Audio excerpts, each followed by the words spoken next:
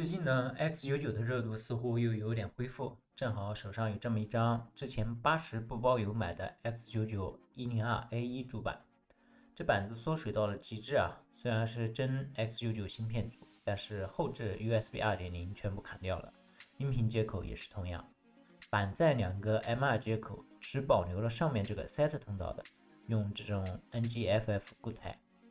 下面这个 PCIe 乘4的是空焊状态，甚至6个 SATA 都只保留了2个。网上呢有大佬自己手工焊上去，真是666啊！但是我这种手残党，换个鼠标微动都费劲，还是不做尝试了。既然主板都这么寒酸了，那 CPU 也不用太好，选了一颗仅需10元包邮的 E5-2940V3，8核心16线程，积雪后可以做到全核 3.4G 赫兹。这样板优只要100块就能搞定。装好系统后，首先呢就是刷入积雪 BIOS， 这里用的是奶昔的整合包表示感谢。刷完 BIOS 之后呢 ，CPU 顺利实现全核 3.4G， 但可惜内存只能1866，就比较离谱。总之呢，首先来看一下理论性能 ，CPU-Z 多核得分3700，单核得分370， 3debug Time Spy 物理分在6900分左右。游戏方面，为了不产生瓶颈，搞了张七彩虹的 RTX 3080。另外，作为对比呢，又找了一张 AM4 平台的入门的6核 R55500。先来看看老3A 游戏，古墓丽影：暗影 1080p 全高画质，3个场景下显卡占用分别为60%、70%、50%左右，最终平均帧呢124帧。与之对应的 R55500在3个场景中显卡占用都更高，最终平均帧157帧。而在巫师3次世代版中 ，D-12 1080p 全高画质下，侧翅为骑着萝卜到达任务地点。随着场景中的人物越来越多，显卡占用却在降低，帧率呢也从80帧降到了60帧左右。R55500的表现更好，从一开始的100多帧，最终地点也在80帧以上。接下来是稍微新一点的游戏赛博朋克2077 1080p 全中等画质。我们的E5表现竟然很不错，虽然显卡没吃满，但是呢，帧生成时间非常稳定，室内100多帧，室外也有80多帧，最终平均帧102帧。但显然 R5 会更强，室内外帧率都更高，平均帧率呢142帧。那么问题来了，10块钱的 CPU 能玩黑猴吗？黑神话悟空中 1080p 中画质 DLAA， 也就是原生分辨率，搭配150 RTX 3080的显卡占用在 90%到 95% 左右，游戏的帧率呢在90到100之间，最终平均帧96帧。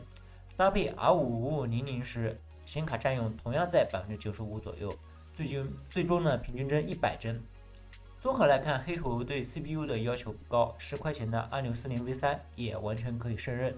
最后我们看一下大型视频交易平台 CSR。在 CSR 中 1080p 全最低画质原生分辨率，如果跑社区测试地图能有个200多帧，但这其实有些误导。如果我们开一局人机地图阿努比斯，你就会发现 E5 在大多数时候呢只能跑到100帧，有时候还会跌到80帧，不太能接受。相反的 R55500在测试图虽然也只有300帧吧，但是在阿努比斯中大部分时间都可以跑到150帧以上，体验要好很多很多。总的来说呢，对 CPU 要求较高的游戏，我们的盖板 X99搭配还是非常吃力的。那么问题又来了，总不能真的给100块钱的板优配个3080吧？于是呢，又找了2张老卡，一张 RX 570 4G， 一张 GTX 1080 8G。古墓丽影：暗影的结果就比较有趣了，1080p 全高画质 ，RX 570显卡占用100%，平均帧62%；GTX 1080显卡占用98%，平均帧109；RTX 3080显卡平均占用60%左右，平均帧124。这里显然比 GTX 1080更强的显卡时候，E5就成了瓶颈。巫师3次世代版1080全高画质RX 570显卡依然严重瓶颈，全程不到30帧。GTX 1080显卡占用75%，平均帧大概40多帧；RTX 3080显卡占用40%，平均帧70帧。513的 CPU 要求应该是比古墓丽影、暗影高的。GTX 1080的结果就比较明显，15240 V3在这个游戏里已经有些吃力了。再看2077 1080P 中画质 ，RX 5570显卡依然严重瓶颈，平均45帧；GTX 1080显卡占用95%，平均92帧；RTX 3080显卡占用70%，平均帧102帧。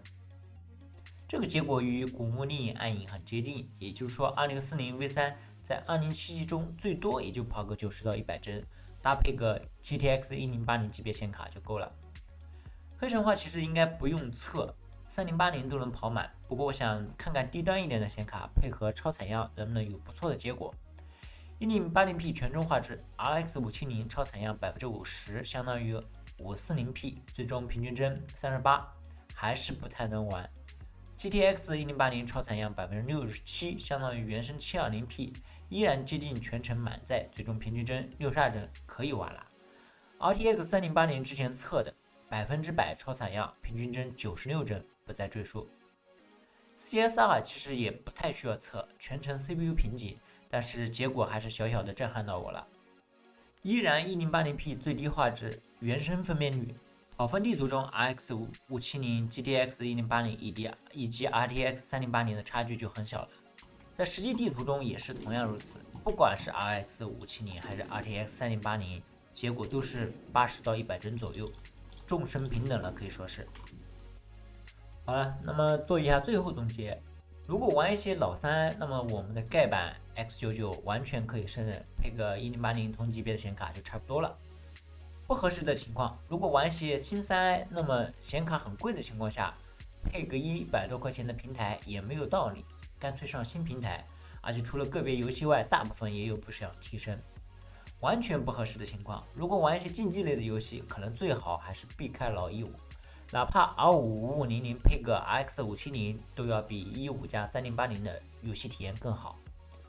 最后，除了2640 V3 呢，我们还有其他 CPU 可以选，但也是半斤八两。2630 V4 频率稍微低一点，但是 RPC 更高。可惜呢 ，V4 版本它是不能积雪的。比如2680 V3 也不贵，20多块钱，而且是12和24线程。